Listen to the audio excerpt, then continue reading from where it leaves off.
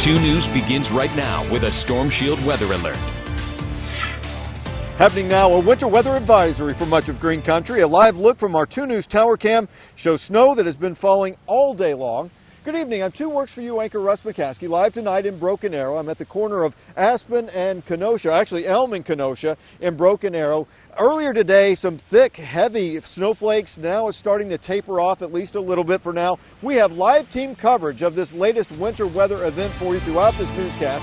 We're going to begin with our Storm Shield Chief Meteorologist, Brett Anthony. He's at the station tracking the latest on the winter weather. Brett? Hi, Russ, and good afternoon, everyone. The good news is this is the last band that's going to go through here. The bad news is it'll take a couple of hours until it clears all of Green Country, so we still have a couple of hours to deal with some light falling snow and potentially slick streets, especially those bridges and overpasses. So the weather alert covers all of Green Country except maybe the far northern counties where we have the winter weather advisory stretching up to Osage County to Washington County and all the way south of McAllister.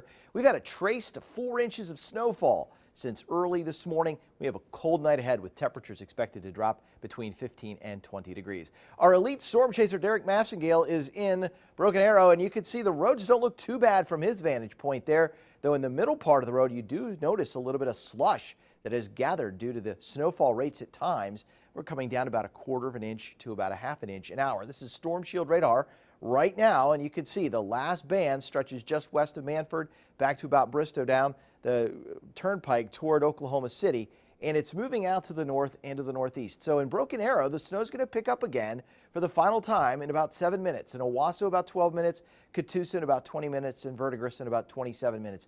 Give that about 15 minutes to half hour, and it'll be out of here, and then the snow will be done. As we widen things out, here's a good indication of what we've seen so far. North of Tulsa, about a trace to an inch.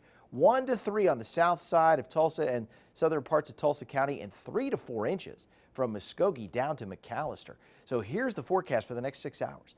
Light snow continues through 6 p.m. It'll taper by 7 p.m. A few flurries still around at 8 o'clock. Notice the temperatures, though, staying below freezing, so anything that's wet could become ice, so please be careful out there this means. Coming up in our Storm Shield forecast, we're going to talk about our next chance of snow. It's already showing up in our 7-day outlook. All right, Brett, thanks. You know, of course, southern Oklahoma's been hit pretty hard with this latest round of winter weather from I-40 on south. 2 Works for You reporter Joe Hinkie joins us live from McAllister. They had several inches yesterday. They got even more today. Joe, what's the latest there?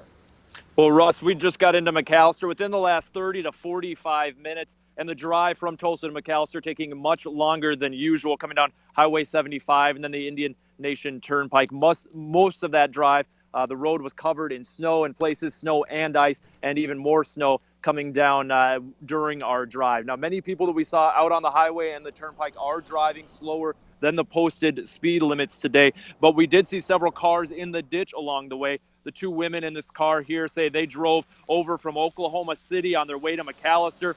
They found out, like others, how quickly you can lose control on the slick roads right now. The driver says she hit some snow which had piled up on the road just north of McAllister.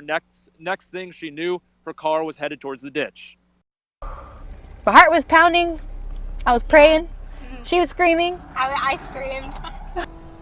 Now, both of them uninjured, and right after we talked with those 2 women, a tow truck did arrive to get them out of the ditch. When they called AAA, though, they say they were told the wait today could be up to 2 hours. The tow company, which did arrive out there to get them out of the ditch, told us they have been extremely busy today, but thankfully all of the cars that they've responded to help out, they've found no injuries in any of those accidents. Reporting live in McAllister, Joe Hinkie, 2 News Works for You.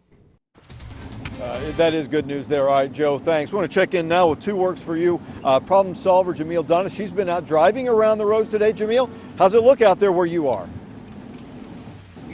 We are driving south right now on Riverside in Tulsa. So far, the roads, as you can see here, really look clear, very clean. Everyone's driving per usual. Some of the streets that we have noticed that aren't cleaned up yet would be the neighborhood streets or side streets, so watch out for those. So far, though, the city of Tulsa has crews out, and they are going to be out and cleaning the roads until later this evening. Now, ODOT tells us as well that they're out there on the highways and cleaning as well. Now, a fun little fact is there are 35 different routes the city of Tulsa is maintaining. That's more than 1,700 miles, which is the same distance from traveling from Tulsa to Augusta, Maine. So you can see how much road mileage they're really covering there. But again, the main thing here is to just make sure you keep a safe distance between yourself and the car in front of you, about 200 feet, and be cautious and drive slow and just plan ahead. So far, we're doing good, though. Live in Tulsa, Jamil Donna, 2 News Works for you. All right, Jamil, thanks. And certainly here in Broken Arrow, as Brett mentioned, that the snow would start to pick up. We're already starting to see a little bit of that. Been falling at a pretty steady pace all day long. That's put a lot of water on the road. Again, we're at the intersection of Elm and Kenosha here in Broken Arrow. A lot of water on the road, but at least at this hour right now, drivers aren't having a whole lot of difficulty navigating the streets.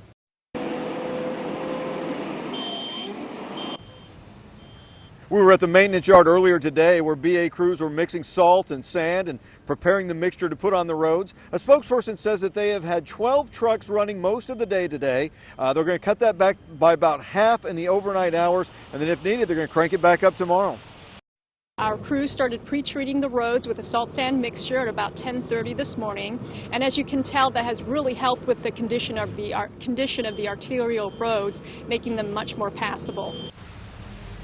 And again, one of the main concerns is these roads are really, really wet from this kind of heavy wet snowflakes that have been falling all day. So they're telling people to plan on getting up and leaving at least 15, 20 minutes early tomorrow morning because there could be some refreezing. Also, we've been checking on the amount of mixture, salt and sand that they've been putting down on the roads. We'll have the numbers for you coming up tonight on 2 News at 6 o'clock. And certainly with all this material that they've been putting down on the streets, once all this snow and these winter weather events clear, they're going to be dealing with potholes. 2 Works for You reporter Liz Bryant joins us now with more on that. Liz? And Russ, if you want this pothole patch near 31st and Riverside, let's zoom into it. You're going to have to hope a City of Tulsa inspector drives by and sees it, or you're going to have to call the Mayor's Action Hotline yourself. This afternoon, let's show you, we caught up with street maintenance workers at 11th and Memorial filling potholes with a temporary asphalt material.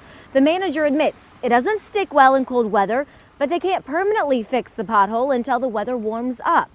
Now, this pothole behind me must be considered hazardous for City of Tulsa crews to spend the time and the effort to come patch it. Now, hazardous meaning if you drive over it, you could get a flat tire. Live in Midtown, Liz Bryant, 2 News Works for You. 2 Works for You anchor Karen Larson joins us now with the traffic alert. She's been monitoring the roads, the bigger picture for the Tulsa metro area. Karen, how's it look out there on the drive home this Monday afternoon? Definitely seeing a big slowdown in many of our interstates throughout the area, and of course our surface streets as well. You want to take a look at this. You've got the I-44-240 split. Also, we've got a slowdown over at Highway 169 going up into the Owasso area. And then over, the other thing I noticed too is over in the Sand Springs area, you're definitely seeing some slowdown here along Highway 97, you know, the big bridge crossing the Arkansas River, everybody being a little bit more careful there as well. For a complete look at your daily commute, watch 2 News Today weekday mornings from 5 to 7. Now remember, the Oklahoma Department of Transportation is constantly monitoring the roadways for us, and as you can see from this map, ODOT labels Tulsa and other areas in purple slick in spots. The blue areas to our south, they're considered slick and hazardous. And you can check this map, by the way, anytime through our website, KJRH.com. Back to you, Russ. All right, Karen, and of course you can be ready for any kind of weather with our Storm Shield app. Download it for your smartphone or tablet to get personalized alerts that is available for Apple and Android devices. All right, we have some breaking news we want to get you caught up on right now. A murder suspect is behind bars following a murder in Osage County. We just got off the phone in the last half hour with the undersheriff. He says that Jimmy Mosier was arrested. This happened just within the last hour. The arrest comes after firefighters found a man's body inside a house north of Sand Springs. The victim has been identified as Stephen Willie of Tulsa. It's not clear whether the 2 men knew each other. All right, new at 5. The Muskogee County District Attorney says that a January police shooting was justified. DA Orville Lodge says that Officer Chancey McMillan was within his rights when he shot Terrence Walker Jr. Lodge says that body camera footage shows Officer McMillan fired as Walker pointed a gun at him. All right, with strains on relationship between police departments and the public all across the country, 2 News began looking into the relationship here in the Tulsa area. Residents across Tulsa, by and large, tell us that they view that relationship as strong, but so far, and that's different than where you see it in a lot of other places across the country. But one place, though, where there is a clear strain is in North Tulsa. There is a mistrust that exists, and so what we have to do is figure out how do we work towards having better trust from this community as it relates to the police.